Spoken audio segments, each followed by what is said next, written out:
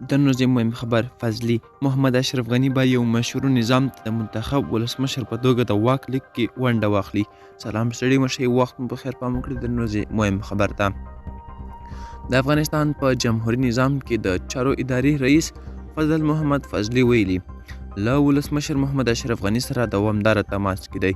ښاغلي فضلي له بي بي سي سره په یوې ځانګړې مرکه کې زیاته کړې، ولسمشر غني سره تماس کې یم، ډاډه یم چې هغه به د افغانستان د راتلونکي لپاره یو مشروع نظام ته د منتخب ولسمشر په توګه د واک لیک اړوند خپله ونډه واخلي.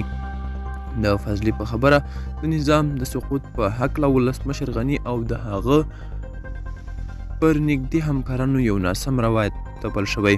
هغه زیاته کړي یوازینی درس چې د سولې لپاره یې واقعي هڅه کوله او اراده یې درلوده د ولسمشر محمد اشرف غني په مشرۍ خو نور ټول سیاسیون شخصي ګټو پسې روان وو. نوموړي په ورته وخت کې ټینګار کړی چې په افغانستان کې د جګړې مخالف دی او جګړه د سیمې هیوادونو استخباراتو ته د لا زیاتې لاسې وهنې زمینه مساعده کوي. دا شم د کله خبر تر بیخي چارې ښه وخت.